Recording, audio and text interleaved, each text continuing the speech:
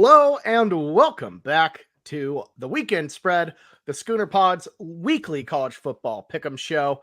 I'm your host, Bobby Howard. With me today, we've got, as always, Jameson Maxwell, Boaton Blake, and Ty Lee.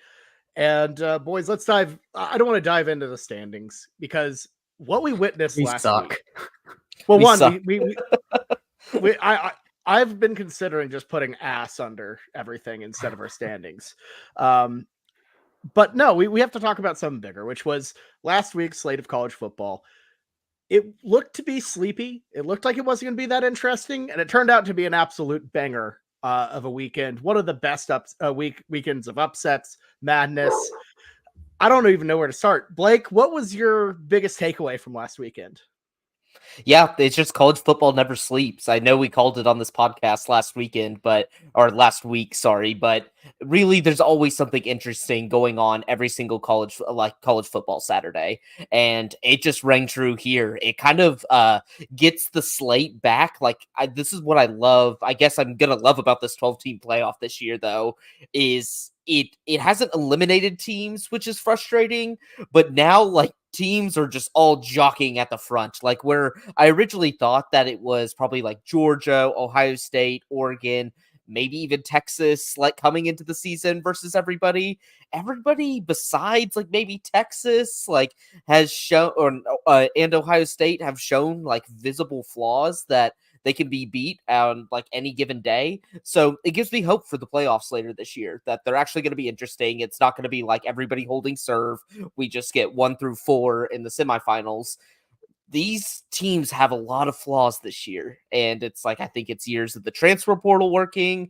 I think you can't just keep depth like those Georgia or those Alabama teams used to just stockpile depth for it felt like generations. Can't do that anymore. So I like it. It makes these Saturdays so much more interesting when multiple games with double-digit spreads ended up with upsets. Yeah, I feel we were early Diego Pavia adopters, Blake. Let it be known. It's been 3 years. We knew there was going to be a game where he would just be a dog and win it. But I did not expect Diego Pavia in that dog game to be so efficient throwing the ball. He only had 4 or 5 incompletions the entire day. Just an absolute surgical performance. It's a baller. That's what you can do when the opposing coach is wearing a t-shirt. That is the most wild thing that these Alabama fans are hanging their hat on. It's I saw this video of a guy about to launch into why he was so mad, and the first thing he talked about was the t-shirt for 20 minutes. I'm like, what the heck? What the heck? You don't Dan Campbell wears a t-shirt every game, and he's a pretty good coach. So yeah, the problems with your team are numerous. Maybe look, actually between the gridiron lines for your issues, not the t-shirt. So I mean, Alabama, that was as shocking a performance as I've seen, because it wasn't they just they just straight up lost. It wasn't a fluke, weird, Diego Pavia magic situation. They just got beat. And I think, to me, so many people have been lamenting, oh, college football is dead. Everything's horrible. The sport I love is gone. It's probably never been better with how insane it's been. The transfer portal has created true parity right now. We're getting slates like this that are just banger after banger. I kind of think we're in a really good place, and it feels like I'm not ready to say it yet, but I feel like we're going down a path that's similar to the 2007 season, where just everything's kind of madness. I hope so.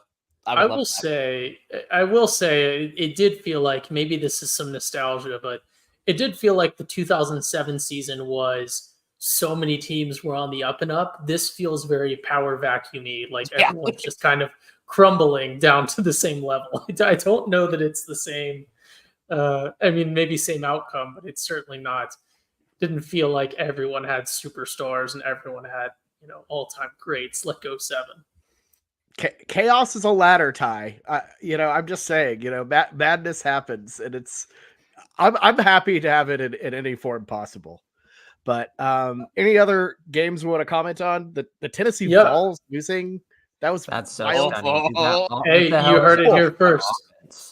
That red piggy was ready to burst. I And had some bad picks. I had some bad picks last week, but I felt very happy when I put right here on this podcast my belief in Sam Pittman. My God.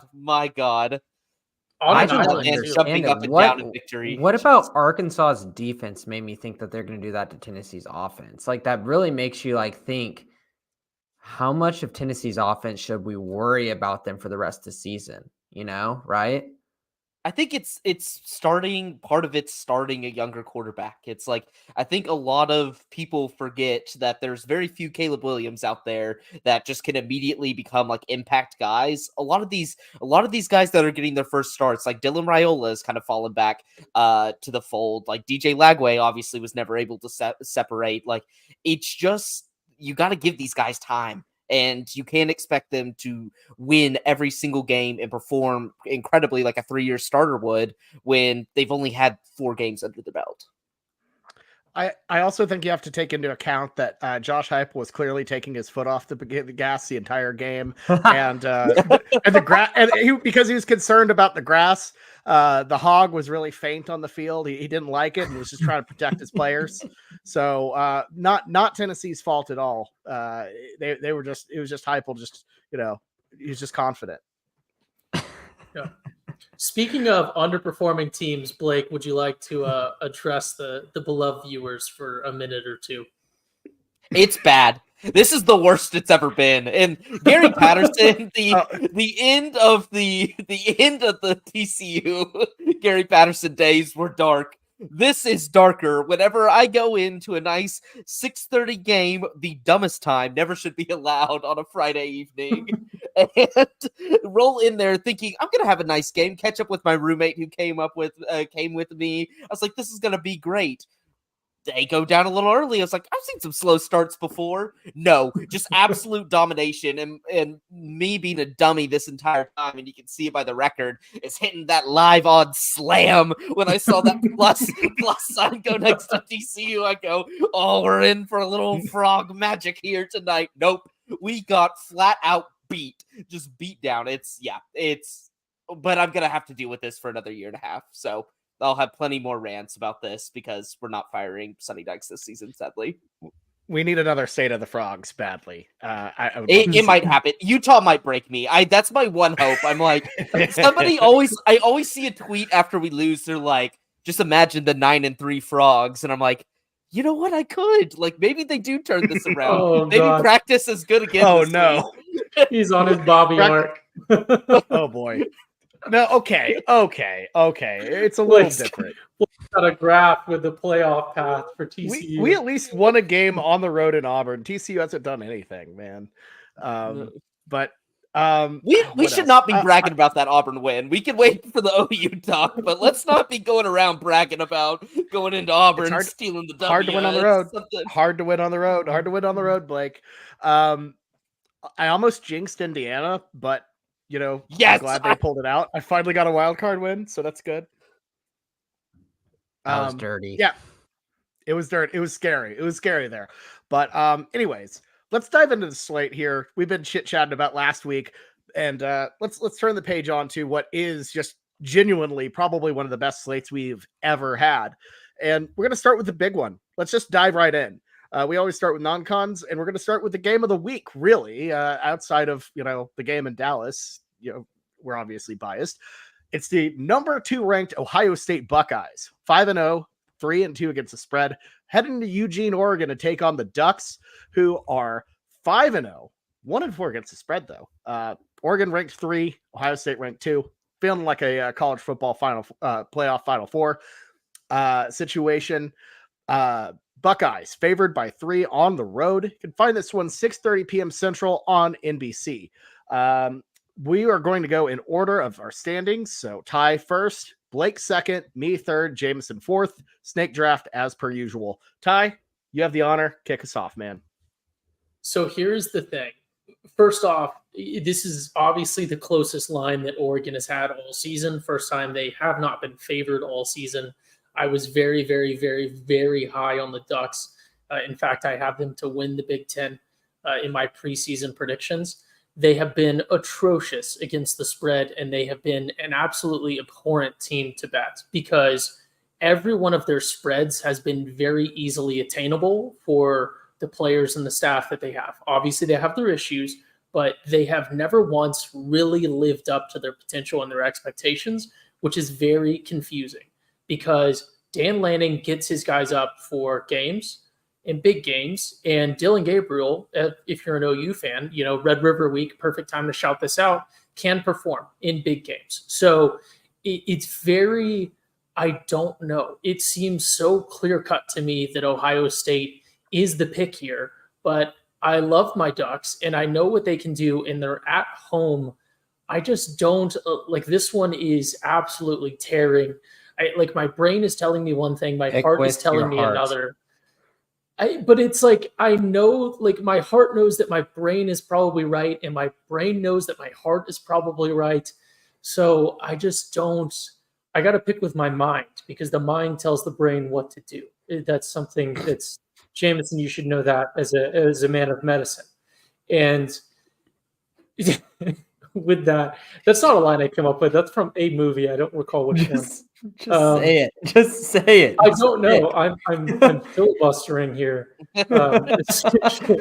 Ty's just hoping for a sign. We're doing an hour and a half pod. I'm hoping that I get an injury report or something comes in.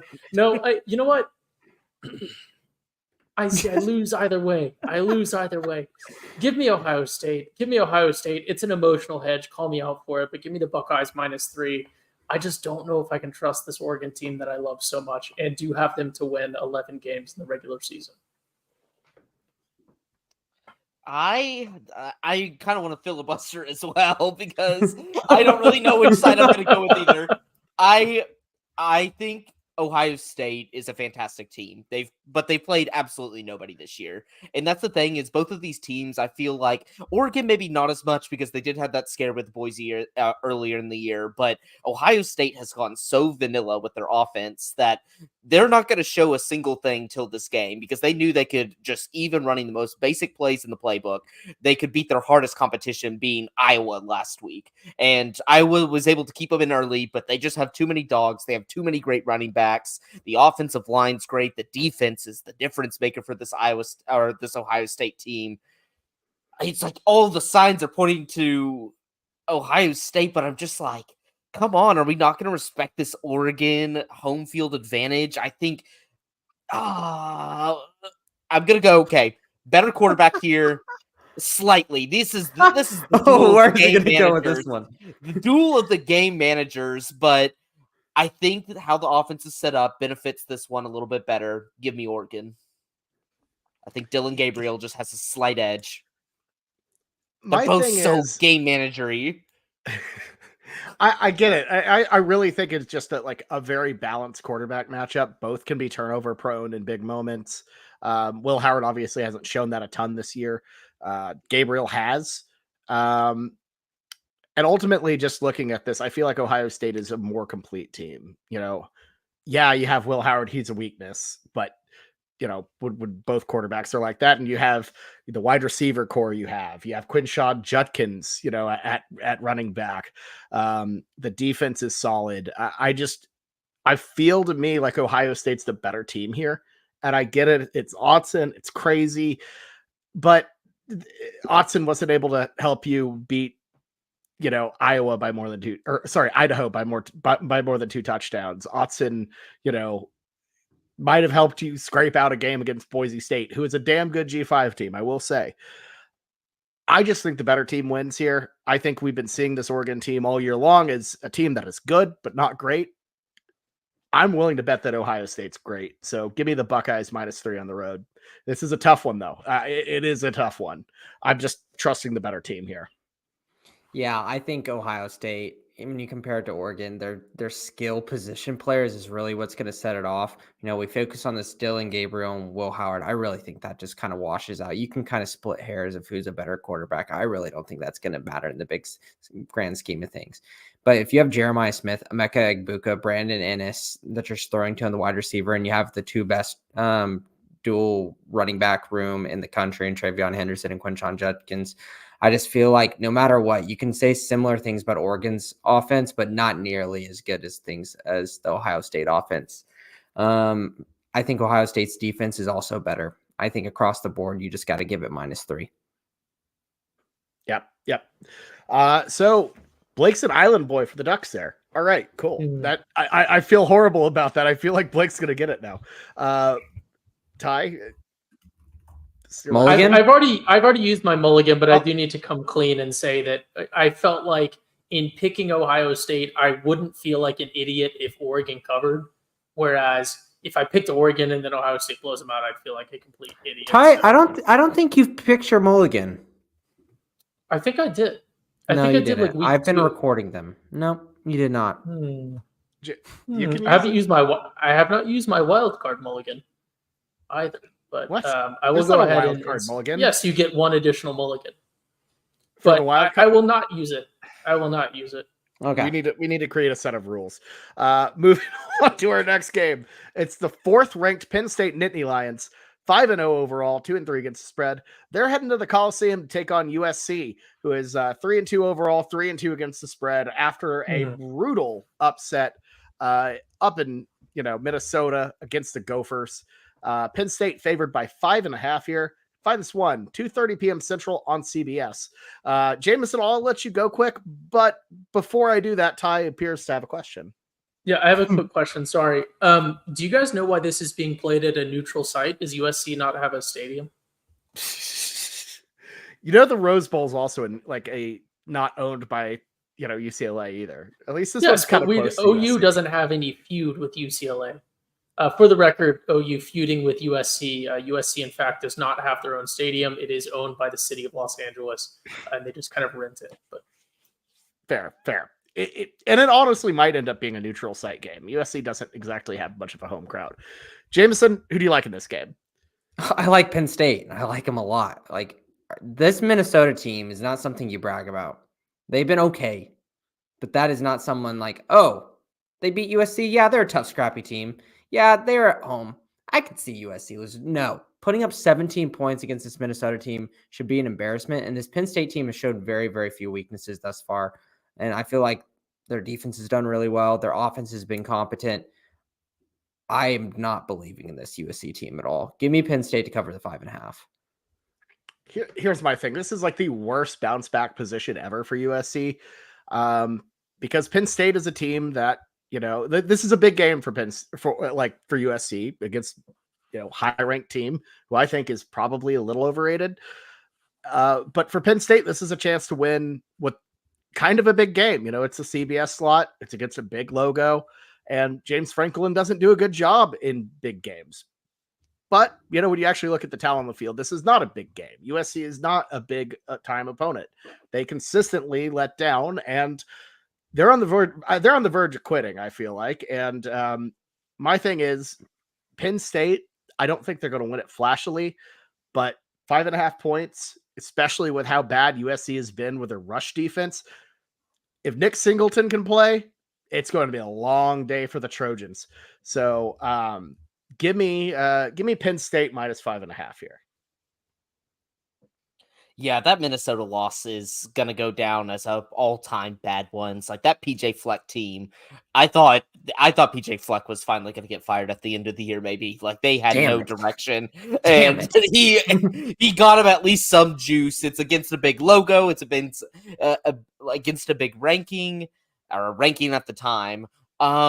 Yeah, I don't know what to think about these two teams. I think they're we saw what happened with USC. They were absolutely a house of cards that fell, that was only standing upon like the AP ranking Michigan high. But Penn State, I've been the biggest Penn State homer, I feel like, on this podcast as of recent. I'm always touting them every single year that they're finally going to break through, and I always get burned. I feel like even though Bobby says this is not a big game, it has a big game energy. 5.5 points is way too much. I got to go USC. I think there's enough there with Miller Moss still. They can still pass the ball a little bit. Like, that's been the one thing I think this Penn State team hasn't been able to do as well of a job. They really haven't played any good passing offenses, but we saw Bowling Green come in there, and they have a decent quarterback, a decent tight end combination, and they were able to throw the ball around a little bit with them. They've done really good against these run-heavy teams like UCLA, West Virginia, Illinois. that's fine. But I just think 5.5 is too many from a Penn State team that seems to not be able to separate in these games. I'm going to take the Trojans. This is stinky, stinky, stinky, stinky. Do not pay attention to that 4 by Penn State's name. They are being artificially inflated by the media. But gosh, I don't know. I feel like there's just some. USC is a team that has some magic. People don't give them enough credit for that, right? Like the whole Lincoln Riley thing in the early 2000s. Obviously, like OU fans would have a reason to not like USC, but at USC there's some Trojan magic. There's some. I don't know. The program just has something to it. They have just that soul, that college football. They're not like corporate like some programs. I don't know, though. I hate to do it, but I'm going to have to take Penn State. I don't have time, Bobby. I know you're shaking your head. I don't have time to like get into. It's like Miami too. Like Miami just has, because there's history there, and because there's like, it's not, USC is not like artificial. It's the corporate It's thing. fake. It's California fake, but it's not Los corporate. Angeles. They play at United Airlines Field. Like it just feels. Or everybody's gonna start playing on some brand name field, like in a few years. But like Arkansas doesn't play on Walmart Tyson Field, even though they have their logos there. It's no, but like USC they're not good. But think about like the no names on the back of the like jerseys. Cincinnati. Like brand new, like newish stadium. They're playing on TQL field because they had a field sponsorship before it was even legal in college football. I'm not sure how that Stadium works. Nippert Stadium is the oldest stadium in the country. It just looks nice. The Cotton Bowl has soul, right? Nippert Stadium does not have. Nippert Stadium is like if I took a clip art version of a face and glued it on top of the Mona Lisa, would you then be able to say that it's still the Mona Lisa? But anyways, we're going off the rails here. This is off season. This is off season content. Yep. What programs have soul and which ones don't? But agreed. I like it. We'll talk about that in the off season. That actually sounds like a really fun off-season pod, the soul rankings. Moving on to our next game, we're diving into Big 12 play here. The 11th ranked Iowa State Cyclones, who have been very, very impressive to start off this season, 5-0, 4-1 against the spread. They're heading to Morgantown to take on the West Virginia Mountaineers, 3-2, 2-3 against the spread. They look to have a little bit of life here in the Big 12 after just a thrashing against Oklahoma State in Stillwater. Cyclones favored by 3 here. You can find this one 7 p.m. Central on Fox. Ty, who do you like? I don't know anything about either of these teams. I refuse to know anything about either of these teams. I am willingly and of my own free will a ball not knower of both of these teams. They don't deserve to be known about. Give me Iowa State because they have a number next to them, and West Virginia does numbers. I am going to go with Iowa State here. Iowa State has been a lot more impressive than I originally had thought. Rocco Becht has not been horrendous. He's been serviceable.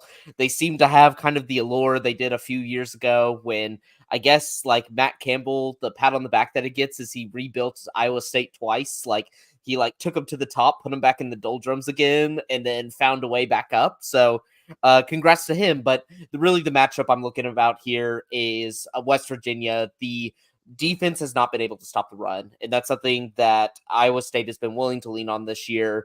Against Penn State, Kansas, they allowed both over 200 yards of running in those games. Those are elite running offenses. Even though Kansas is bad, they at least have a good scheme in order to do so.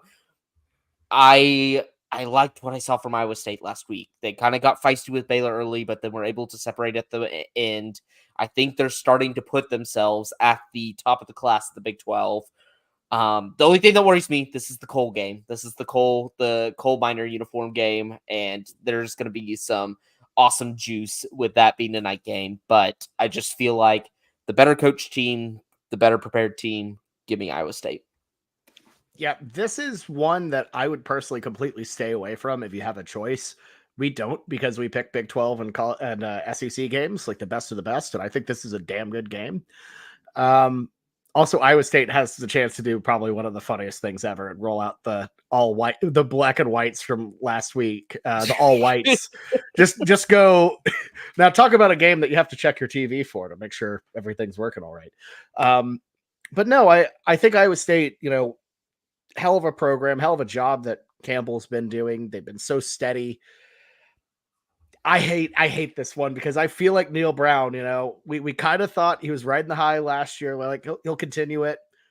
Sold a lot of stock in the Mountaineers early after those 2 losses to West Virginia and Pitt, where, in one, you just don't look like you belong in the same field. The other one, you completely blow it against, your bitter rivals. But he just has a way of grinding out games. And I don't know. I'm like this close to going Neil Brown, home dog. This feels like a place where Iowa State, do I really believe they're going to win the Big 12? Like, I don't know. Am I willing to be an Iowa State believer? I'm going to keep riding with a hot hand here and go with Iowa State, but this is a nasty line. It's just begging you to pick the Cyclones, and it's going to be a trap. I don't care. I'm riding the hot hand. Give me Iowa State. Well, I'm going to pick West Virginia, Bobby. I think the night game at home, and they do have good momentum too. Like, yeah, we talk about the Penn State loss. We talk about the Pitt loss is what you talk about, Bobby. Those are 2 undefeated teams right now. Like, those are 2 tough opponents. Like Iowa State's played some mid-level opponents, but like that's still really like hard games that they lost. And that's understandable. You would expect that if Iowa State was also in that same situation. Maybe they could have beaten Pitt, but like that was a tough, hard fought game that came down to the end. So I really like this West Virginia team. I like what they showed last week versus Oklahoma State. I think that they can control the momentum in this game with Garrett Green at the quarterback. I understand Iowa State's a very, very talented team, but going into Morgantown in a night game at home with a lot of energy going around, I feel like that can push things over. So I'm going to pick West Virginia plus the points. Did y'all get any eyes on that West Virginia Oklahoma State game last week? For a little bit, and it was just dirty. West Virginia ran the ball 65 times against them. Just like absolutely like knew that OSU could not stop the run and just decided to run it down their throat. They passed, 16 times the entire game. Just like they put OSU in a coffin. They joined Baylor and OSU, or Baylor and TCU and OSU, just all there at the bottom. Thought they were going to run the Big 12 when OU and Texas left, and now just in the basement. Throw Kansas in there too. Yeah, Kansas was not like Kansas going back to the mean makes sense. They don't recruit well enough to stay good enough there. They got Kolodnicki out of there. Like their schemes are going to get worse. And they hired Jeff Grimes. Jeff Grimes was horrendous. Mm-hmm. He's bad at BYU. He was horrible at Baylor. Then he's just a horrible offensive coordinator. This is KU just likes yapping. It was. Yeah. That's really it. This is significantly better than KU of yesteryear. They actually compete in games versus being a doormat. But yeah, they're just not going to be they're going to be like Iowa State. You got to build for 3 or 4 years before you get to the team that can actually do something. It's because they lost to Bean, man. They lost Jason Bean. Moving on to our next game, heading to the SEC here. This is a big one, big rivalry, really. The Florida Gators. 3-2 overall, 2-3 against the spread. Got back to business by beating UCF in resounding fashion. Dang it! I regret that. Best mulligan ever. I'm so thankful. Thank you, Blake, for convincing me otherwise. You laid out a really good case to pick. I laid out how they won. I took brick for brick and gave Billy Napier the game plan on how to win that game, and I went against it. So, yeah. There you go. Gators 3-2 overall, 2-3 against the spread.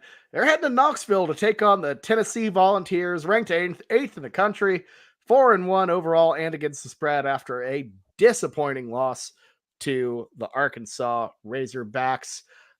Maybe a little bit of a Morgan Wallen hangover.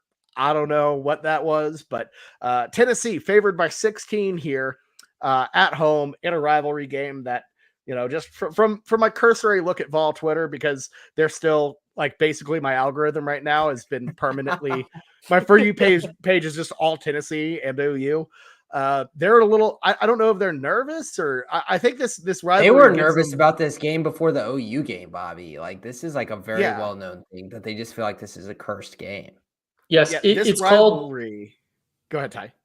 I was going to say it's called battered ball syndrome, and it's like they have this PTSD that's built in. Like they know not to get too happy about anything because it's probably going to get taken away, and they've now seen that last week. So Yeah, there you go. Vols favored by 16. Can find this one 6 p.m. Central on ESPN. Jameson, who do you like in this ball game? I'm going to go with Florida to at least cover it here. I don't think that they win, but I understand Tennessee was on the road, and you talked about the young quarterback with Nico and everything. But from what I saw watching through with that Arkansas game, there's just too many red flags with that offense that I think that it could completely 180 switch just because you're coming home. I still think that they could improve. Hopefully they should improve from last game, but Florida has been putting some pieces together to where what we thought of them at the beginning of the season, they were at least building some games and showing some competency that I think that they can at least keep this at least close and competitive throughout this game. Give me Tennessee with the win, Florida with the cover. Look, in rivalry games, as we know, and we'll talk about later on in the show, emotions run high, things get tight, and I don't know. I just do not. This feels like an anxiety-driven situation. It's one of the few times Tennessee has hosted Florida at night. That seems like a big deal for them. 16 feels like too many points. I think Florida is not a very good football team, but we've seen some flaws with that. That Tennessee offense. Their offensive line has not looked very good, even when healthy. It just feels like to me, this is a game that like Tennessee wins by 14 or 10, or I think they win it comfortably, but 16 just feels like a little too high for me in a game that one is, a rivalry, and two is notoriously snake bitten against the Volunteers. I think they bounce back and get a win. I just don't see the cover. So give me Florida to cover, make it respectable. Yep.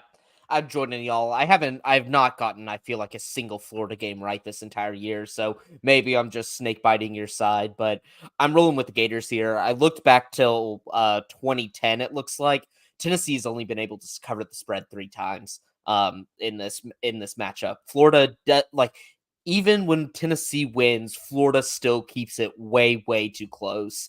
16 points seems like a lot to me whenever you roll into a team like Arkansas and allow them to put up a all-time performance against you and their horrible defense, was able to contain you. I feel like this Florida team, they are bad. They are bad. Billy Napier's probably not a good coach, but they haven't quit on him. We saw it against UCF last weekend. That's just like a classic 2 programs that look like they're trending in down directions a little bit. UCF kind of starting the process where rubber's going to meet road. Who's going to be able to outplay them? Florida came out and just whooped them. So this team has not quit. I'm going to go with Florida. Keep it close. I think Tennessee wins it, but 16 points just seems like a lot. I agree with Bobby. It's like a late Florida touchdown just to cut it to 14, or Tennessee, it's a 7-point game and then finally gets into the double digits. There's just too many scenarios where I see Tennessee not covering this number.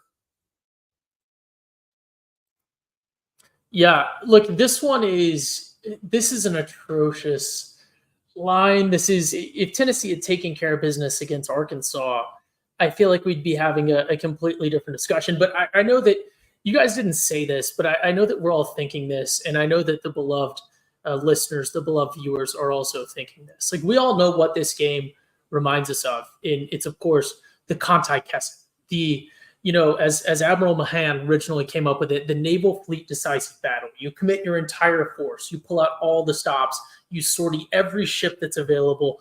And, of course, maybe not everyone is a naval warfare knower like we and our beloved viewers are, but we should all know, in Ian Toll's brilliant trilogy on the Pacific War, right? He covers this.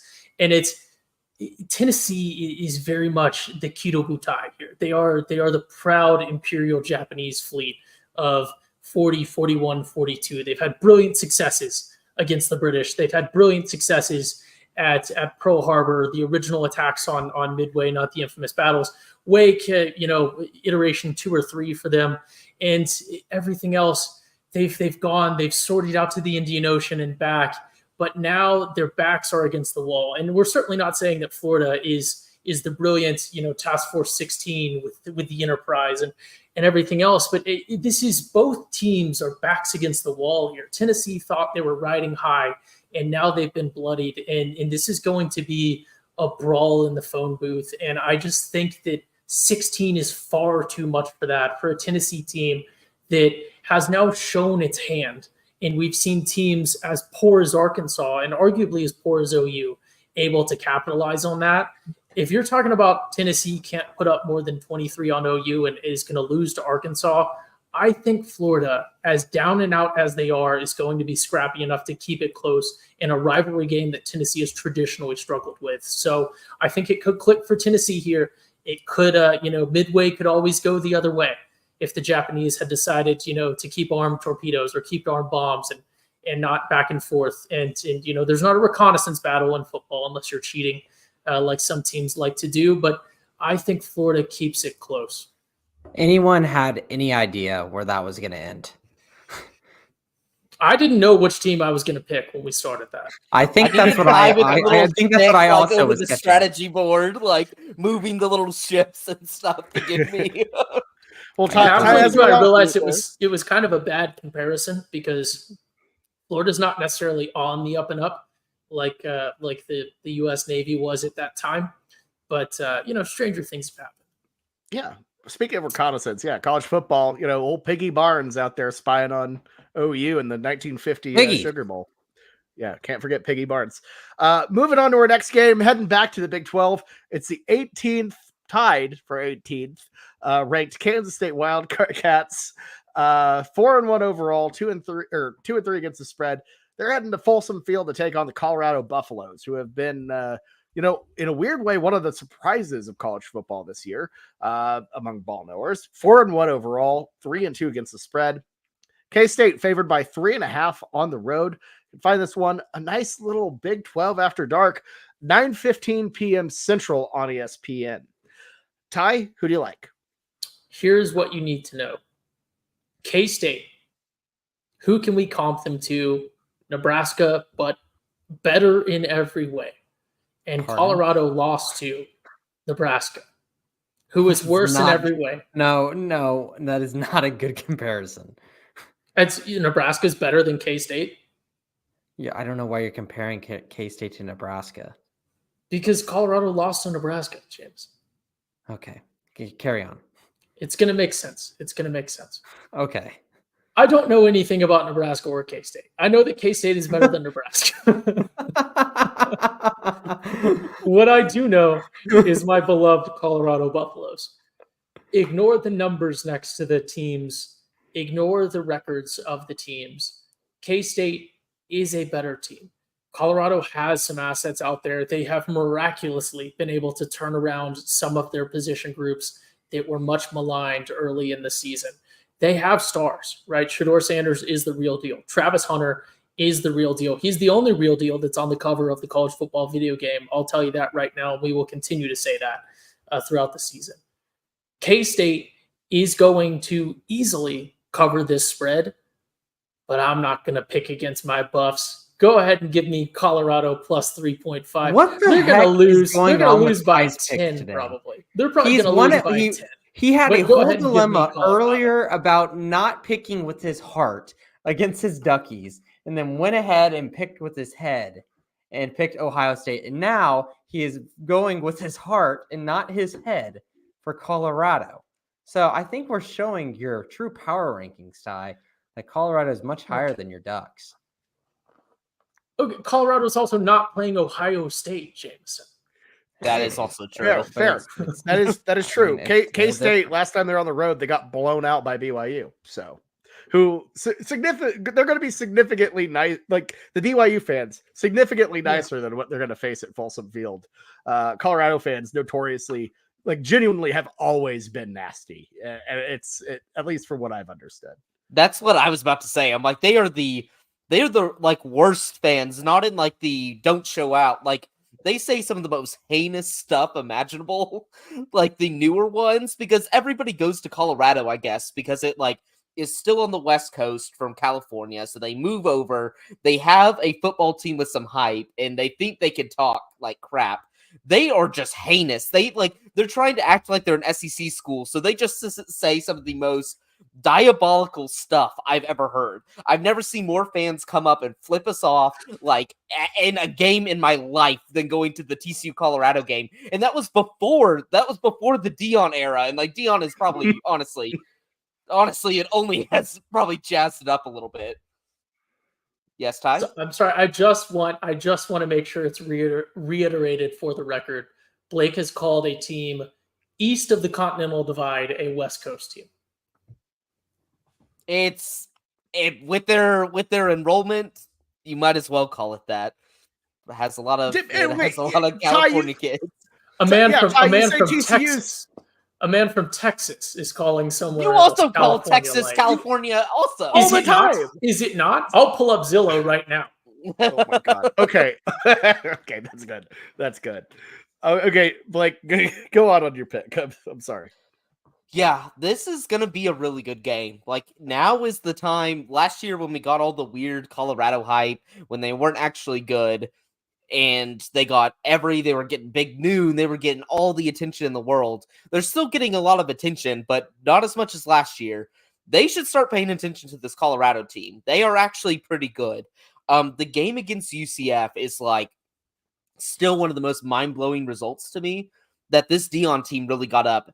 Was physical. Like their defense, yes, they allowed yards, but they were coming up in big moments. They knew UCF wanted to run the ball the entire time and just kind of completely stopped them, forced them into situations where KJ Jefferson had to throw and was just turning them over.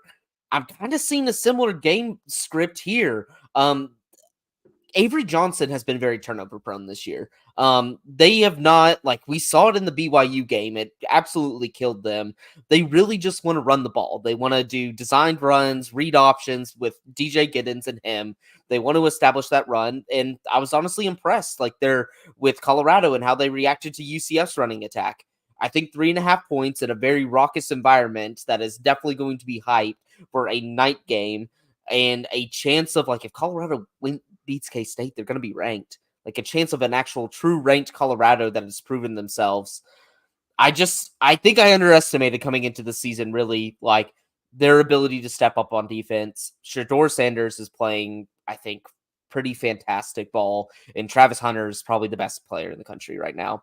I'm going to go Colorado. I think I love Avery Johnson, but he's just too much of a liability, I feel like, on the road in these big-time environments. I do think Colorado has performed well recently. But like when you look at their wins, last second miracle win against Baylor at home. Baylor's kind of feisty. They're not good, but they're feisty. Yeah, fine. Like a feisty Baylor, but like a seller. And then you go on the road and beat UCF, whose claim to fame was beating a TCU team who is also seller. But they were two touchdown favorites and had big noon and had probably their best crowd ever. Still beat them. And UCF got stopped. That's fine. Like you know what I mean? If you're ass, you're ass. And then they go to the swamp and get beat down by a Florida Gator team. I believe they didn't. I think I saw it might have been just a joke somewhere that they didn't have a single forward pass at UCF. So I don't think UCF is that solid of a team.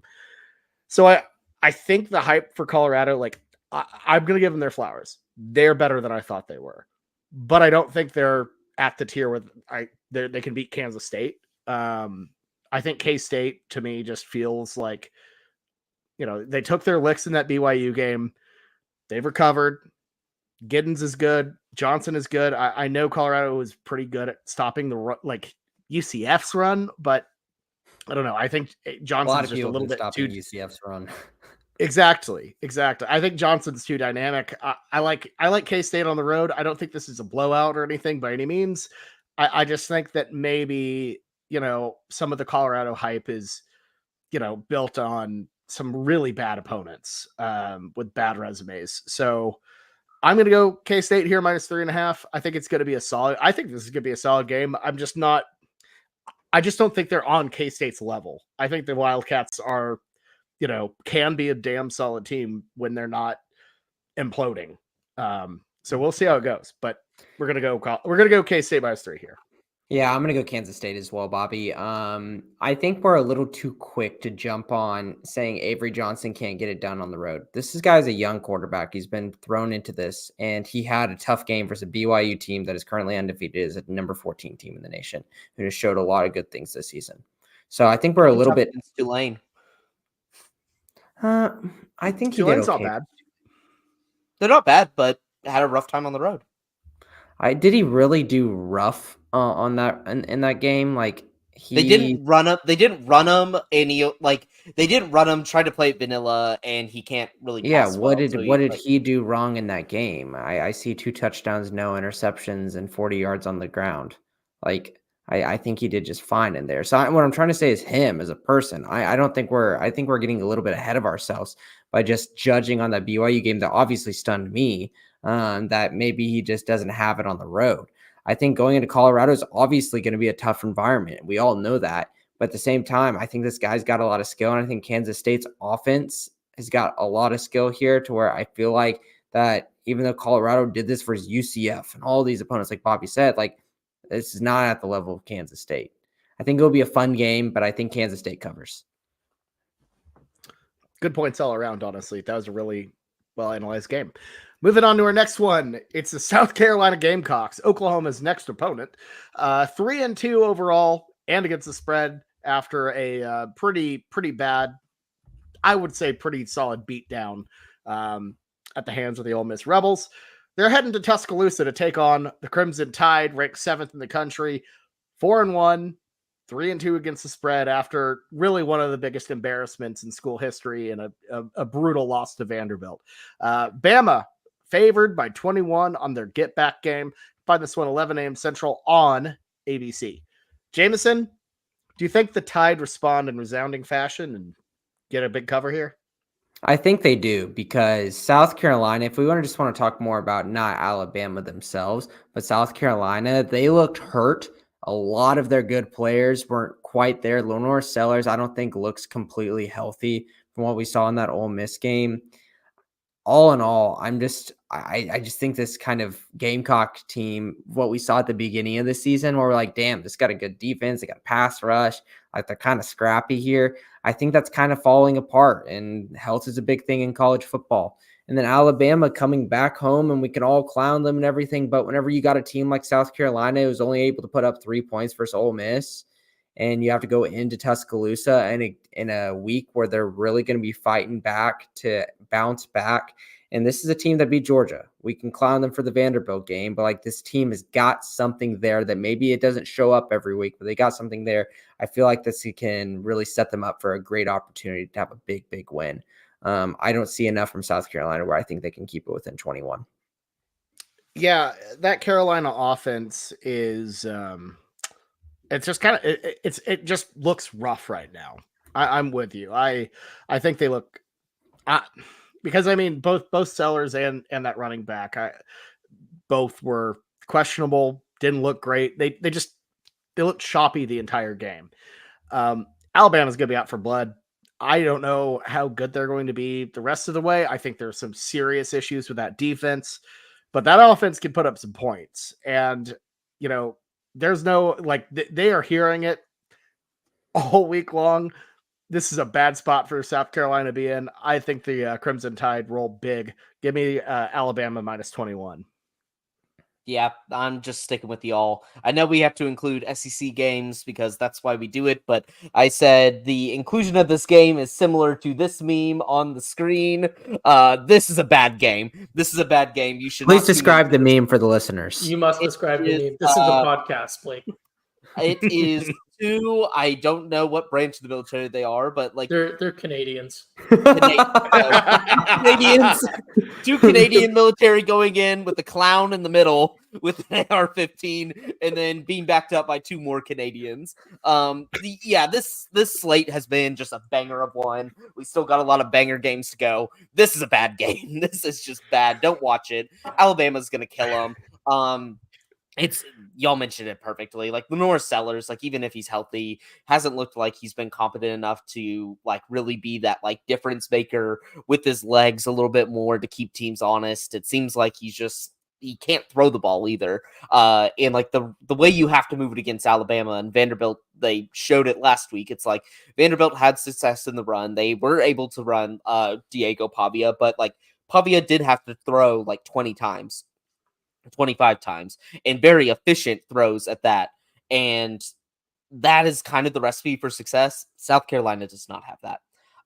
So I think Bama rolls big. The only thing I take away from the South Carolina team is I guess there's an epidemic in sports now with the gun celebrations.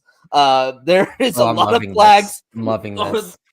On the gun celebrations, and every gun celebration I see that gets flagged, it's always from a losing team. I swear down like 21. Like it is never the winning team that is pulling the guns. It is always, I saw one from a D3 college the other day. They scored like a late touchdown to cut the lead to like 28, and he like pulls out two dueling pistols and shoots a guy in the back as he walks away. I don't get what this epidemic is. But it's going through South Carolina, and it seems like only losing teams only. So, you know what this makes me think of? I wish that this was like on Last Chance U, like we had back in the day. Some dude doing that, and we could see behind the scenes what happened at like Indy. You know, like what is his name? Jason Brown. Jason Brown, like the season 3 guy. Like, can you imagine what would happen there? Or like East Mississippi's coach, Buddy. Like, I would say, like even better. I would like to imagine a situation at LSU with Brian Kelly or at Mizzou with Dink, where someone did one in practice, and then they have to explain to the coach what that means, and they're not in trouble, but they like Dink just doesn't understand, or Brian Kelly just doesn't understand. Like, why would you be shooting that fella in the back? That's mean. Don't you think 5 shots to the abdomen, son, is a little accepted? It's a little excessive, son. Why you gotta shoot that? I don't know where either of those guys got like a antebellum Southern accent. No, it's Brian Kelly. Turn him into Foghorn Leghorn. Yeah. There was Brian Kelly's attempt at being Southern from the, from his pep rally. See, it was more like Cajun accent. Yeah, I know. That was Foghorn Leghorn. I just I pray this gets so bad that refs are just like on pins and needles about guns, and then like some Texas Tech players score in a meaningful moment and throws the guns, and like they just throw the flag on them, like celebrating their own team. I'm ready for that moment.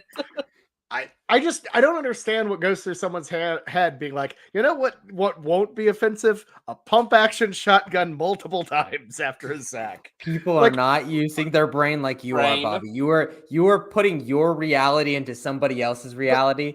They have a different reality than you if they're pumping shotguns into somebody's back. If I'm doing this, I'm going pew pew, like it's fun. Well, yeah, I don't know. There's just something a little more because you're a 29-year-old.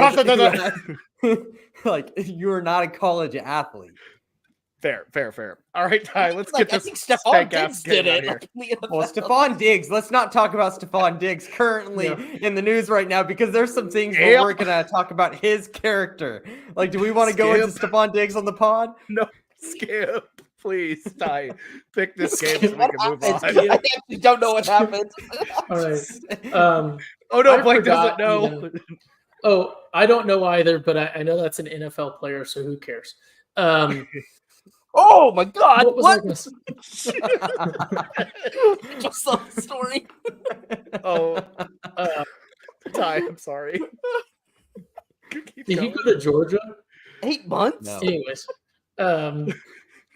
I don't know, but South Carolina, give them credit.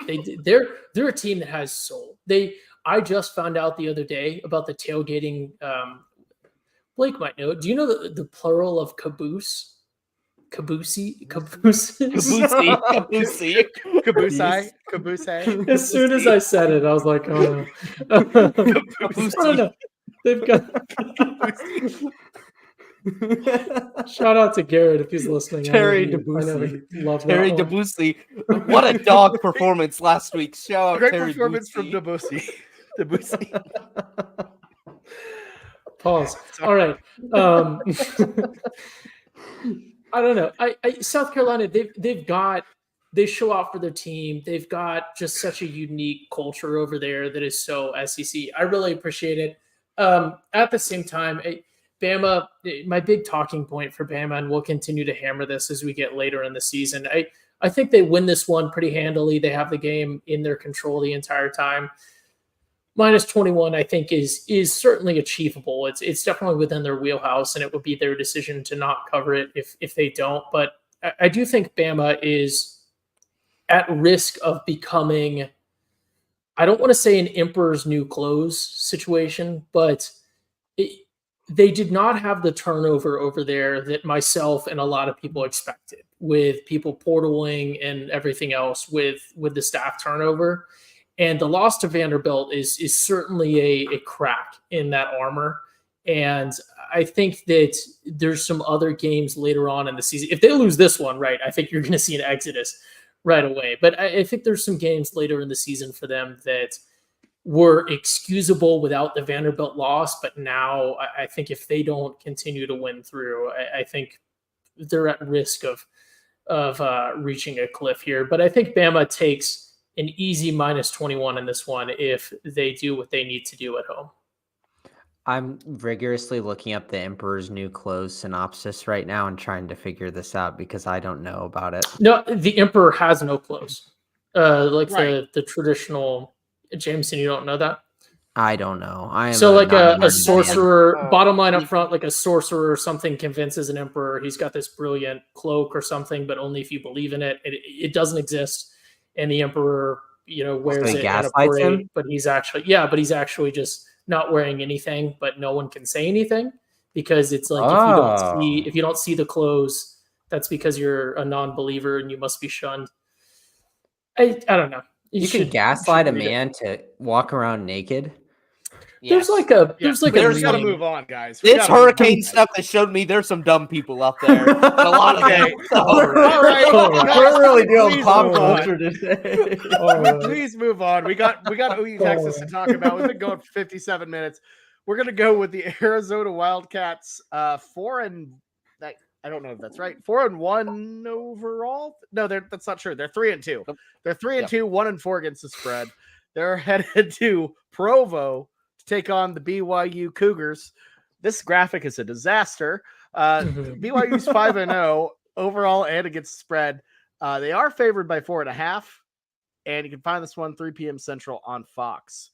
Ty, kick us off. Who do you like? Yeah, real quick, and I will keep it short, and I promise I'm not trying to do the phone a friend tactic that hasn't been forbidden, but is certainly ungentlemanly. But I didn't really do a ton of homework before this one, but I have PTSD from our bowl game, and I know Fafita, and I was certainly leaning towards Georgia, but I have a question leaning towards Arizona. But I have a question for Blake. Blake, could you answer in one word, perhaps, what it's called when someone misrepresents facts like Bobby has in this graphic in order to get me to enter into an agreement in picking Arizona? Is there a term for that? I would call that fraud. Yes. Bobby once again caught red-handed committing fraud. I will go ahead and take BYU because I know that he was trying to fool me into fraudulently picking Arizona here. But now knowing that they are 3-2, I will go ahead and take my beloved Cougars. Cougar Tails, they're playing at BYU. They're going to be passing those celebratory Cougar Tails all around. Go ahead and give me – I've forgotten what their team is called. but I always confuse their graphic for Yale because it's a Y for some reason. They're Cougars. That's why there are Cougar tails. Blake, That does make sense. That does make sense. Please tell me, were you not? Was that not a bit, Ty? Did you actually? That was not it. For some reason, I blanked on what their team name was called. You said you blanked on the team name, but not their signature like donut. I'll never forget the signature food. We have food on the mind this week. Food on the mind. It's State Fair week. Fair enough. Blake, who do you like in the game? So Arizona has been very interesting to me. They've been feisty, but looking at their stats and looking and watching these games, they got one play. They got throw it to McMillan, and that is all they are doing now at this point. I don't know if they're just like they realize the season is lost. They just want to get out of there. But Fafita just wants to throw it to McMillan. He has half of his passing yards are just to him. He is not sharing the ball to anybody else. And I hope BYU is like just smart enough to pick up on that. If you stop McMillan, if you stop kind of some of those throws, the Arizona offense basically goes kaput. I saw that 2 or 3 of the impact defenders today for Arizona are probably going to be out for the season. So I feel like Arizona is trending in the wrong direction right now. BYU still, I really think BYU does have some flaws. They haven't played a good enough team that has really exposed them. We saw it a little bit. Although Baylor was favored that game, Baylor kind of was able to throw the ball around on them a little bit, and that worries me. I think Fafita is better than Sawyer Robertson. I think McMillan is better than any Baylor receiver out there. So that does worry me a little bit, but this BYU home advantage just seems to have that juice. I've started to become a BYU believer after the whole me getting into Tufts with some Utah fans. I'm a BYU guy myself now, so I am going to take the Cougars this weekend. Keep it hot going into the Holy War. In how many weeks is that? Holy War must be coming up somewhat soon. Like in about a month. So I want to keep riding this BYU train. So give me the Cougars. Yeah, I feel like we learned the lesson about what the Arizona-Utah game, like which team that said more about. And I think it's pretty evident to me that it said more about Utah without Cam Rising than it does about how good Arizona is. Because that team feels like a pack of frauds, man. I mean, both of them seem bad. Like without Rising, Utah's not good. BYU to me, I feel like is they have something special going on when they're in Provo, but overall they're a solid team. I don't know if they're a Big 12 championship level team just yet. They're obviously rolling in the right direction. But under the lights in Provo, not under the lights, it's 3 p.m. and it's going to be 2 p.m. Mountain. Anyways, they turn the lights on anyways. BYU is going to win this one. I think they win it comfortably. I think Vegas and the public probably still too blinded by McMillan and Fafita. I'm going BYU minus 4.5. Yeah, this line is still pumping towards Arizona preseason, BYU preseason. We do not believe in BYU preseason. They're playing well. Arizona was supposed to be a great top 3 team in the Big 12. They do not look like that at all. Like Fafita, we keep on saying his name over and over and over. That dude has played like utter ass this whole season. Like non-impressive at all. And it's probably true that having a new coaching staff come in, it's not helping him. It's not helping him all. He's had 2 different coaching staffs in 2 years. That's like not optimal. I don't believe in this Arizona team. I'm not going to pick them. All right. Good deal. Moving on to our next game. We've got the 9th ranked Ole Miss Rebels, 5-1 overall and 5-1 against the spread. They're heading to Death Valley to take on the LSU Tigers, ranked 13th in the country, 4-1 overall, 1-4 against the spread. Ole Miss, a tree-fitting favorite on the road. You can find this one 6:30 p.m. Central on ABC. This is Ole Miss's last game before hosting the Oklahoma Sooners. They have a bye week. So, Jameson, who do you like in the ball game? I think Ole Miss rolls here, Bobby. This LSU team has been less than stellar for me this year. I'm not quite sold on them. I understand this is night game. Oh, look. Oh, Blake's not liking what I'm saying. Ole Miss hasn't been less than stellar. Their first understand. legitimate competition, and they just get rammed. I understand. That's all I gotta say. Okay, that's fine. I have just been not impressed by LSU, and I understand you cannot be impressed by Ole Miss here. I just believe more in what Ole Miss has at hand. Simple as that. I don't have a lot of pieces on this LSU team that get me up and get excited. So I think Ole Miss got more skill here. They bounced back last week, and I think that they can go out and cover the spread for LSU. Yeah, I think we're seeing quite a bit of LSU. Like they just have not looked good really at all this season. I'm really not big on the Tigers. The only advantage they have here, especially without Harold Perkins out as he's out for the season, the only advantage they have is Death Valley. It's the 100th anniversary of the stadium, I believe, at night. Like it's going to be a big one.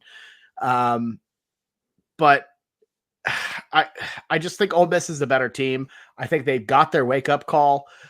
I think they're going to show up, show out, and get a win. I don't think it's going to be a blowout or anything, but I think Jackson Dart and that offense is just going to be too much. Garrett Nussmeier, I do not believe in that guy.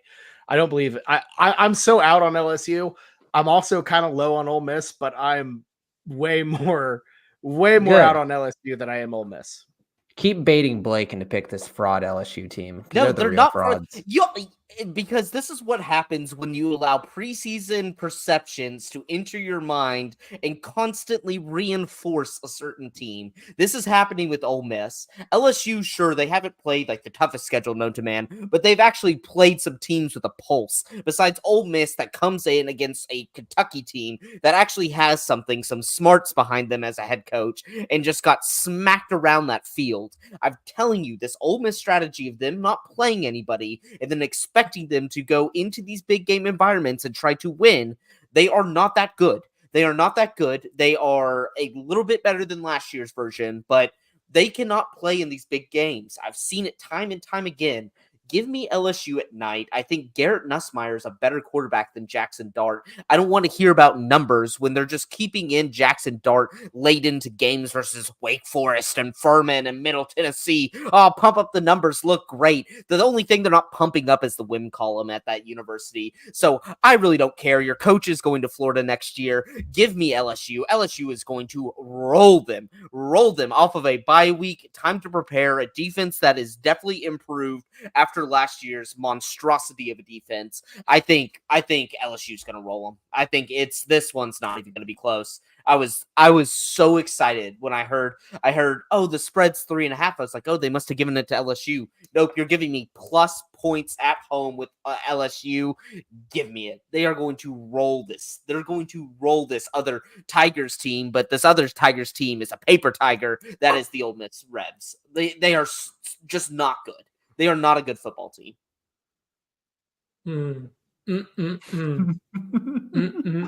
I feel so I cannot good believe. I cannot believe. Not to make this about the NFL, but a Dallas Cowboys fan is going to come on here and talk about quarterbacks padding their stats in garbage time to look better than they actually are, and say that that's immoral or imply that that's immoral. He didn't say it. We're going to be very specific here, but it's just talk about the Jameson probably doesn't know this one. He doesn't know the Emperor's clothes, but talk about the pot calling the kettle. Jameson, you can look that one up as well. I don't know the story, but I know the term. Is there a short story on it? I do appreciate though that you're in fact not a philosopher, so I'm happy that you focused. I'm happy that you focused your cognitive bandwidth on your what you're supposed to be doing. Man, I'm telling you something, Ty. Don't take me to trivia. I'm not. That's not me. The fun thing about trivia is you can just look stuff up on your phone when no one's looking. But I'm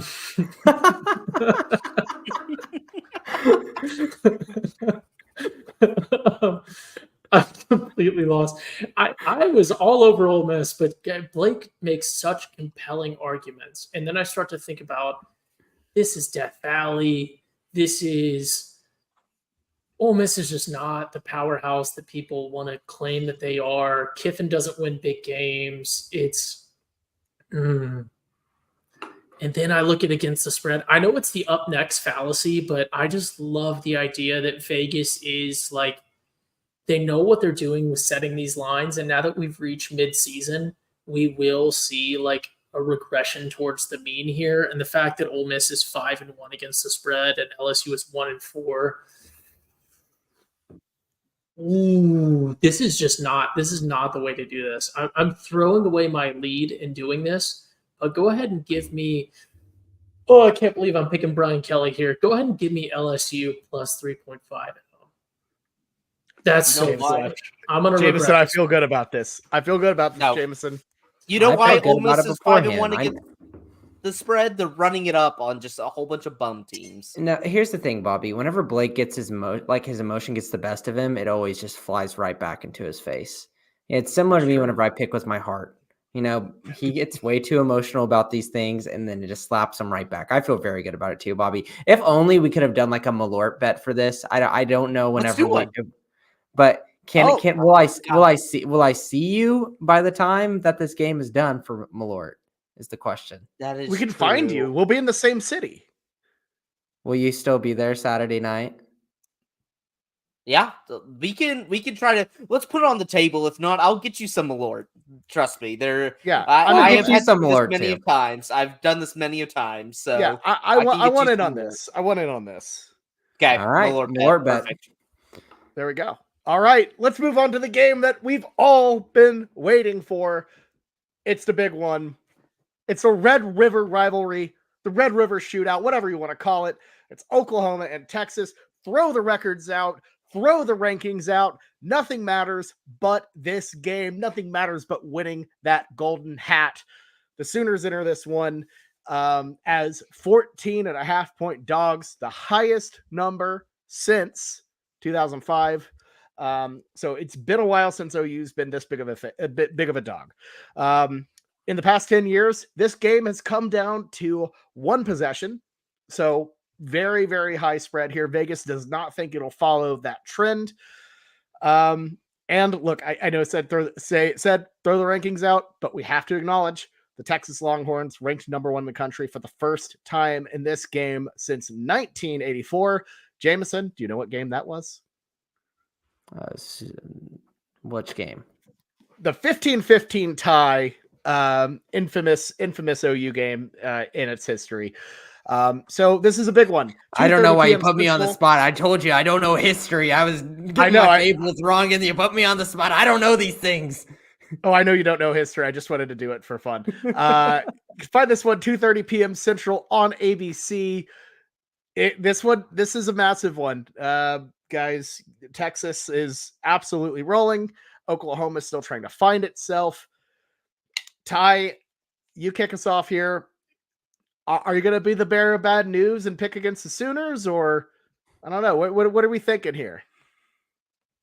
Bobby's sort of telegraphing his pick here. Michael Whitman, shout out to Michael, longtime friend of the pod, longtime best friend of the pod, shouted it out in the comments. Traditionally, Bobby has the horns the correct way up. He has them facing north right now, which is the wrong way.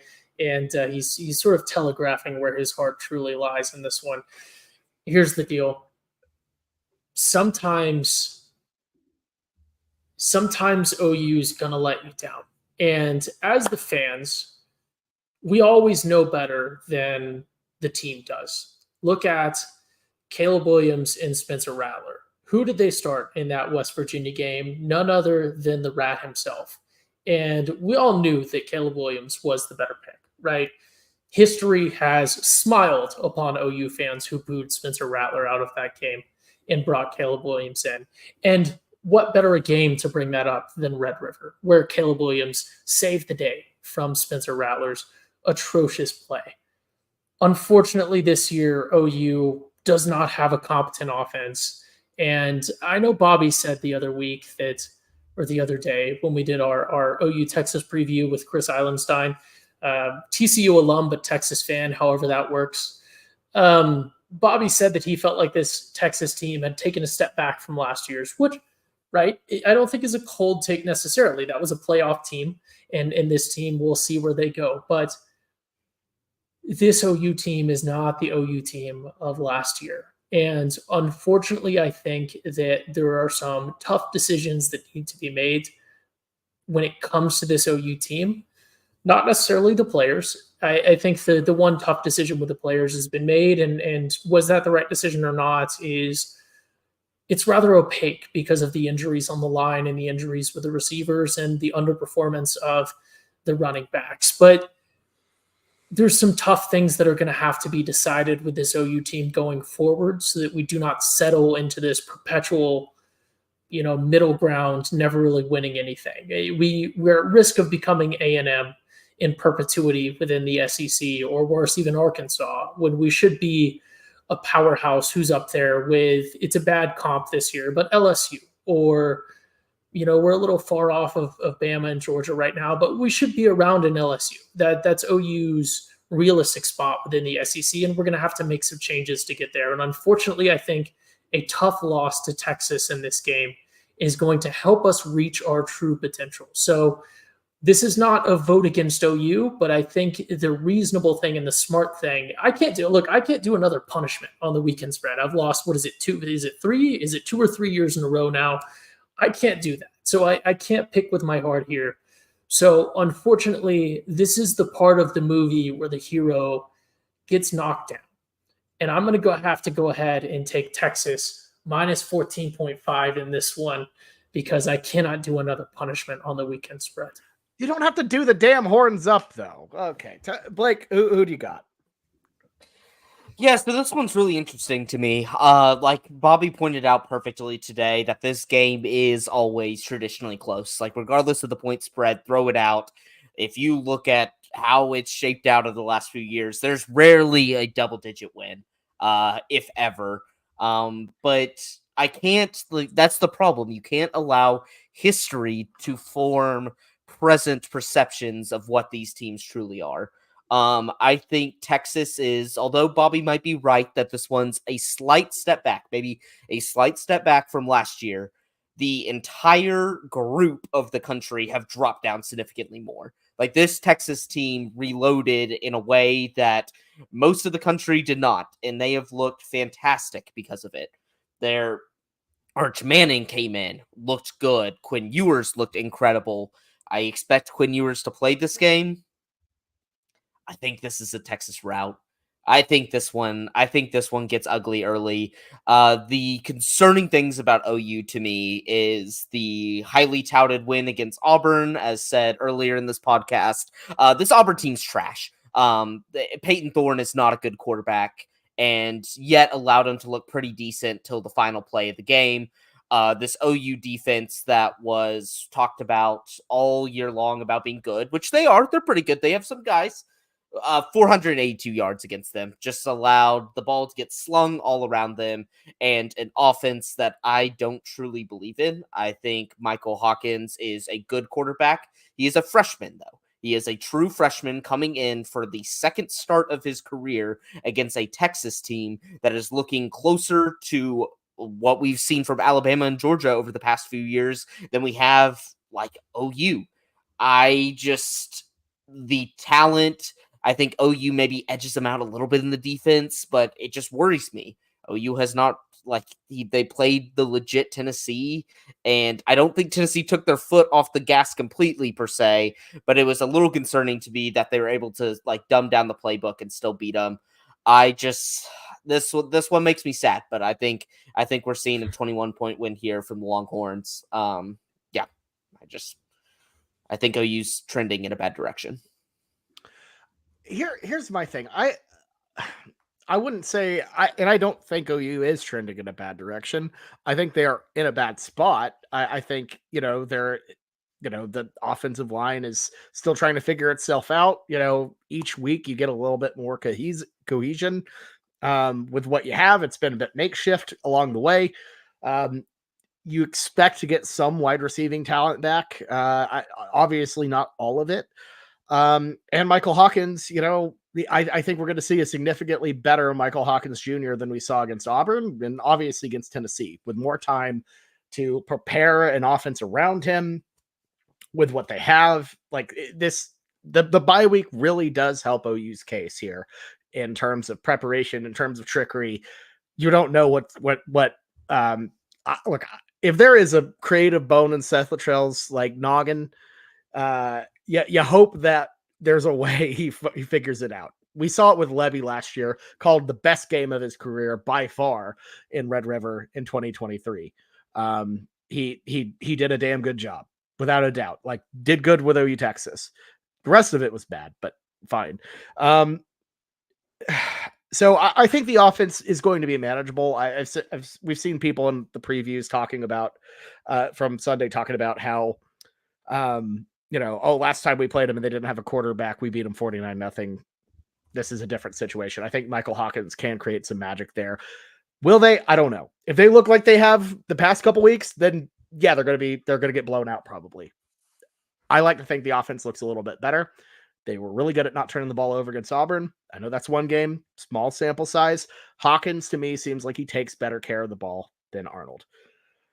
And I think turnovers are really the only way OU gets into this game and finds a way to win. If you can turn over Quinn Ewers, who has been good at, not turning the ball over, that's been great. If you can turn over Jaden Blue, the running back who has turned it over, that's also great too. The running game is going to be probably, I know the numbers, whatever. The running back situation is probably a weakness on Texas if you could have to find a weakness, even with that great O-line. I think OU's defense, though, as a whole, is good enough to keep this as a knife fight, to keep it close. I'm not going to pick a winner because I don't want to. But OU, this is the first time OU's ever started a true freshman in a Red River rivalry. And you have to imagine if this is close, that Michael Hawkins is going to have to figure out some damn magic to win this ball game. That being said, I like Oklahoma plus 14.5. Too many points. If OU takes care of the football, stays composed, and the defense shows up as it has all season long. I know Blake's dropping these total defense stats and all that. It's garbage. I think. Oh, if you look at the efficiency. Look at the number eight in total defensive efficiency in the country. It's so when you give an offense that much time of possession whenever you're playing as a defense, like you're going. That's the point. That's why OU's not good. They can't move the ball. Do not damn the defense. So don't damn the defense. It's the offense. But it eventually starts getting run on a little bit towards the end of games when they can't, they just get gassed. That happens whenever your offense is constantly off the field and you're on there. No matter how good you are, you can your defense can look bad at end of games just because the ball's not moving. I wouldn't call them a bad defense, though. Yeah. No, I don't think they're a bad defense or a middling defense. I think they're damn good. I'll correct that. Good defense, horrible offense. That keeps them on the field way too much. And they end up getting gassed. They have been horrible. Then they get gassed. They have been horrible. They have been horrible. I think they're going to improve. Will they beat Texas? Look, who knows in the Cotton Bowl. But I think they cover 14.5. This game is going to be a lot of fun. Before the game, a lot of anxiety during the game. There's going to be a lot of anxiety from Sooner fans and from myself because there's a lot of things that need to break right for a win. And obviously, I'm not going to be going into the Cotton Bowl on Saturday hoping for a cover. But here's why I think Oklahoma can squeeze out a cover here. I'm not the most confident, but this is why I think so. Because the biggest problem with Oklahoma's offense to start this year and why they've looked so poorly is we have had the offensive line hodgepodge groups going in and out. We can't get anything consistent at all. I think that has changed these past couple weeks. We've had a bye week to get people healthy. We had our original 5 starters that we wanted to start in the Auburn game. And from what I've heard thus far, obviously we're recording this on a Tuesday. I don't see anything on an injury report or things on message boards saying that it's going to be anything different than what we saw last week in Auburn or 2 weeks ago in Auburn as the starting offensive line. I think that is extremely pivotal in terms of controlling the time of possession in this game. Maybe giving the defense a little bit more respite on the side where we could make this a game where the defense could put us into positions to succeed like they did in that Tennessee game and not show up anemic on the offensive side of the ball. I think it's the thing that's going to be really, really tough for us where we will probably fail to succeed is we need to establish the pass game a little bit better. I think we can say Hawkins can run and that can add things up more. But whenever you have an athlete as good as Anthony Hell at the linebacker position, it's going to make life very, very difficult to scramble. And if you saw the past couple games versus Auburn and Tennessee with Michael Hawkins in the game, those safeties were very, very disrespectful to our deep passing game. Will Deion Burks come back and play in this game? I'm hopeful for it. Brent Venables isn't going to give you a lick of confidence in what he's going to say on that. I feel confident that Deion would show up for this game the way that he competes and the way he's a competitor, that he'd be here for this rivalry game. I think that gives us just enough to cover this game. I think Oklahoma loses, but at least keeps it close enough and covers the spread just barely by 14.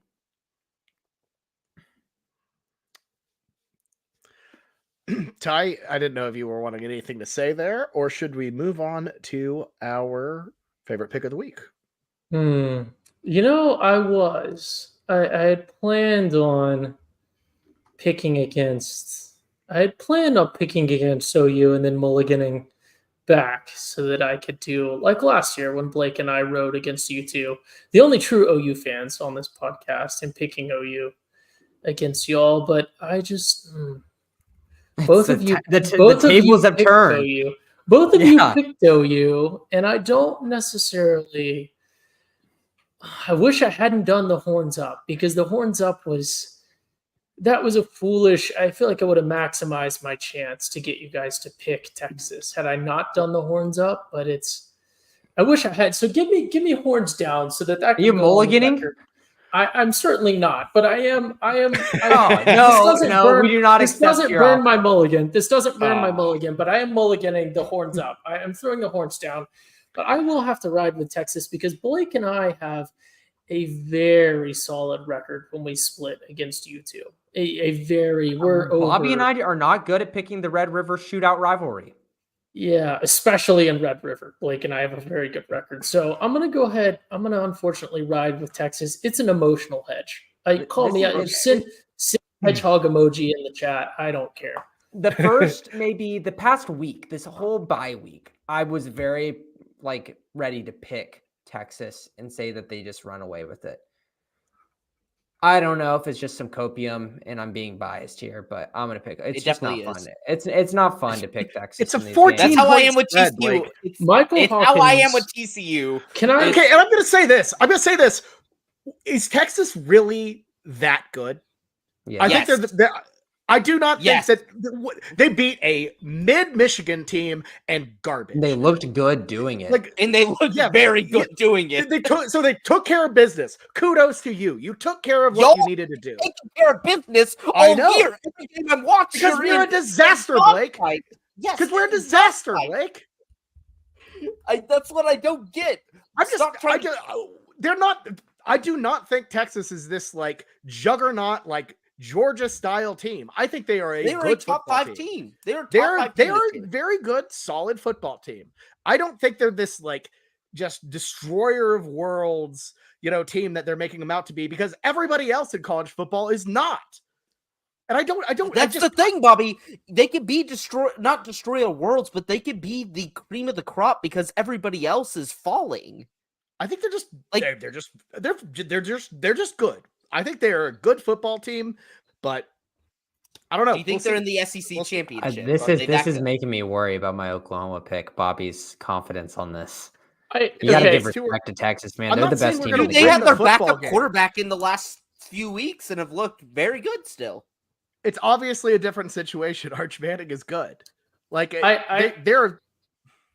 Go ahead, Ty. What do you want to say? I want to put on the record, I'm not mulliganing, but my talking points were an effort to manipulate both of you to pick Texas. I do want to put on the record, Michael Hawkins, as I said in our preview with Chris, has the Sooner magic like no quarterback since Baker. He has that, like I said on that pod, the Lisan Al-Gaib energy. He is the Timothy Chalamet from Dune. He is the chosen one. He could be the scrappy little underdog that brings OU the win, and I hope he does. So I do want to go on the record. Again, horns down, I will be riding with Texas. I'm not losing the weekend spread again. But There's no lack of confidence in that building with Michael Hawkins. I'll give OU that. I appreciate it. Like they recruited a 4-star guy that they think is the future of their program, and they did not hesitate to switch to him in order to keep him. I appreciate that. That at least shows me something about the program. Like they believe in something, and they're gonna take the blowback with like not giving Jackson Arnold enough time just because they believe in the guy. So I like that coming into it. That like the whole locker room is around Michael Hawkins. Yeah, for sure. Anyways, let's move on to our favorite pick of the week. Why aren't the brakes working? Because I cut the brakes! Wild card, bitches!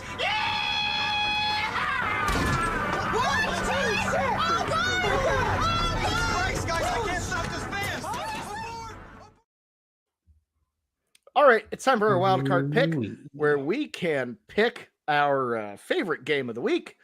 That was not on the slate. So just a quick little look at the standings. Ty leading the way at 4-3. Jameson at 3-4. Old Bowden Blake at 2-4. And look, good boys, I know the 1-5 is ugly as hell, but I'm just happy there's one in the place. We're finally moving in the right direction. And believe it or not, still just one game behind Blake. So all hope is not lost yet. We just need to get some wins going. Jameson, as you're in last place, you get first pick. Who do you like? So I did something last week. I decided to go on a limb and pick something a little bit wild, something a little bit different, go off the beaten path and just kind of find a team. ULM plus They some 17, dogs. They some dogs. beating James Madison at James Madison, and that defense shutting down that offense that had been so potent this year. That was impressive. And so give me a super dog pick on that one. That's a big W. It's a big W. I've had some things go the opposite way where I say I'm very confident my teams lose. But man, I felt good on that one. What do you think about that one, Blake?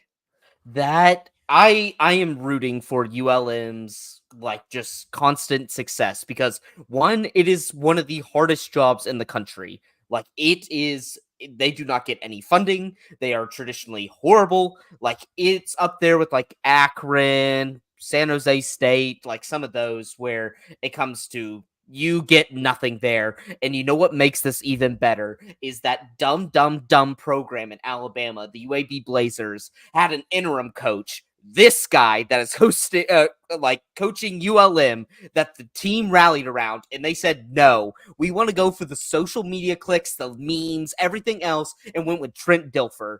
I am happy to pull up to UAB's funeral. I'm sad they lost their football team at that one point, but I am happy that Trent Dilfer is sending them right back for where they came from, because that was one of the dumbest moves you could ever do.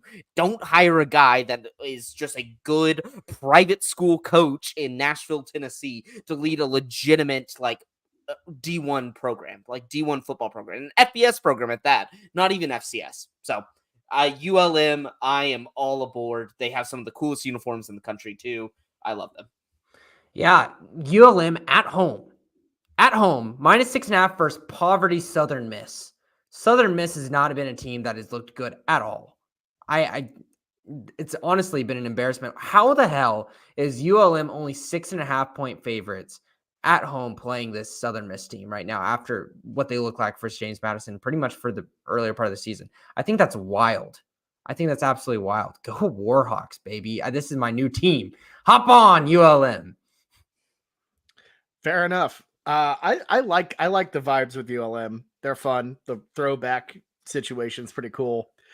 I'm gonna go with a team that I feel like has been rolling. I'm pretty impressed with them. Give me Rutgers -2.5 at home against Wisconsin. I feel like to me, Rutgers close loss to Nebraska, 14-7. They're a tough-nosed football team. Wisconsin, I get like a little bit of a vibe from their just smacking of Purdue last week. I think it was like 56-7.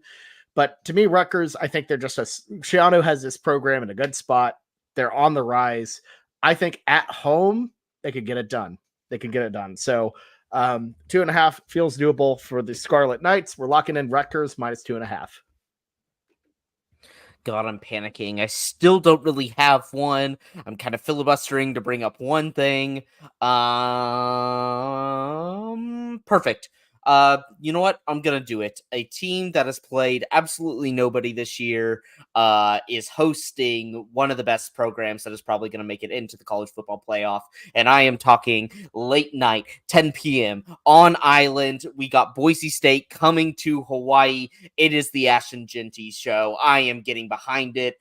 Hawaii is not good. To say the least. I think this new round of college football is functionally killing the program. It makes me very sad. They got killed by Sam Houston State. They got beat, or they had a close one to UCLA, and lost to the horrific.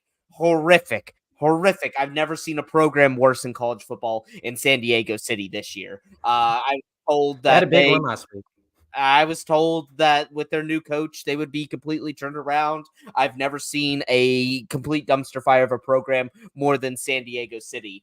So I am not very high on Hawaii as a result. If you're going to lose to a poverty team like that, I just want to get on the show that's hottest in the streets. It's the best in the town. Ashton Genty. He's not even playing second halves, and he is still on pace to beat Barry Sanders' record. I pray. That's what frustrates me. It makes me mad when you have a guy that can make a generational record like that, and you are pulling him for the second half against Utah State. I want to see this man. I want to see this man break it. He's averaging still over. He's the walking first down, 10 yards a carry, 10.9 to be exact. He's averaging 11 yards a carry, 16 touchdowns. They have on FanDuel Sportsbook and all these other ones that are offering player props. They're offering him at like 190, 195 rush yards, and he's blowing through it. And him to score a touchdown last week was minus 4,000 odds. Like, we are reaching some godlike status in college football that we've never seen before, at least in my lifetime. I'm all in. Give me the Ashton Genty train. 20.5 versus a Hawaii team. I don't care about the Island Magic. Very bad. They won't be able to stop this run. Give me the Broncos. You know, Tom brings up a really good game that I was hoping that someone would fall for the rat poison of Vandy, Kentucky. That one is nope. Who knows? Nope. Who knows? Nope. Who knows? Nope. I would certainly not gamble on that game whatsoever, because you never know.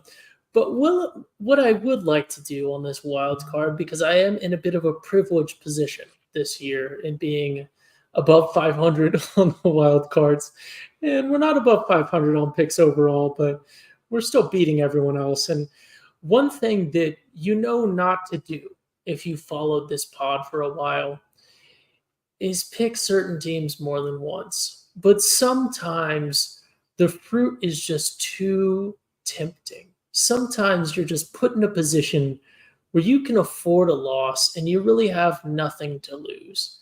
And in picking Texas State here, I have nothing to lose. If they lose, as it is foretold, I knew I shouldn't have touched them more than once in the season, and we'll all have a good laugh about it, and I'll still be in the lead.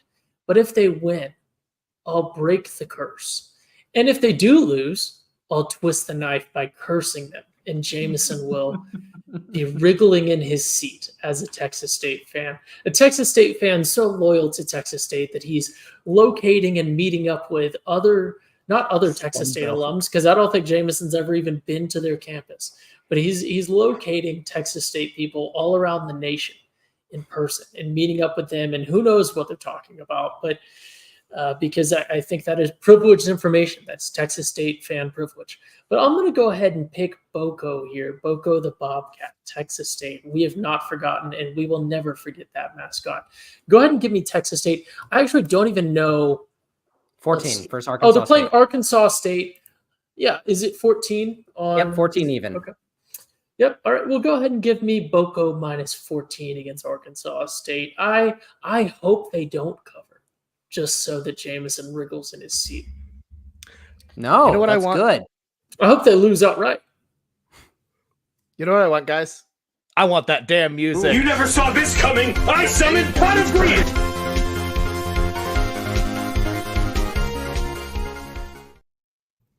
All right, it's comeback season, boys. We got to do the pot of greed.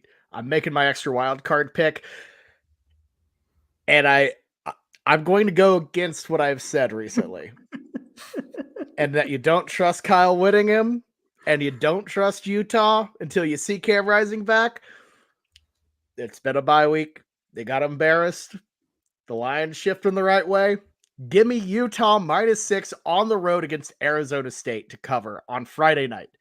I just feel like after that embarrassing performance against Arizona, at home, they're going to come back.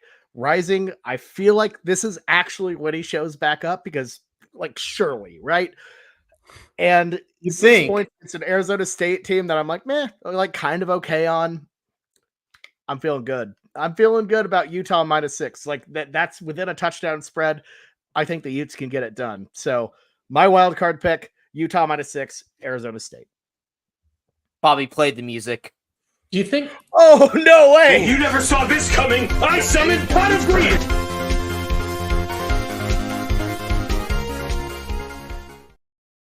Bobby is the fool. Bobby is the fool like a lot of those Utah fans. I tried to tell weeks ago. They tried. Kyle Whittingham keeps interest in his program because he strings along, puts little crumbs like a little sheep with the feed. It all goes back to the sheep, Bobby. You are just getting fed a whole bunch of lies that Cam Rising actually has a chance to play again this year. That man is not coming back anytime soon. I'm going to tell you that. The fact that they have not come out, the fact that they have not said it, this Utah coach just strings you along. You are a sheep, Bobby, and I put this pick in here to man up against somebody and show them how wrong they are. You are wrong here, okay?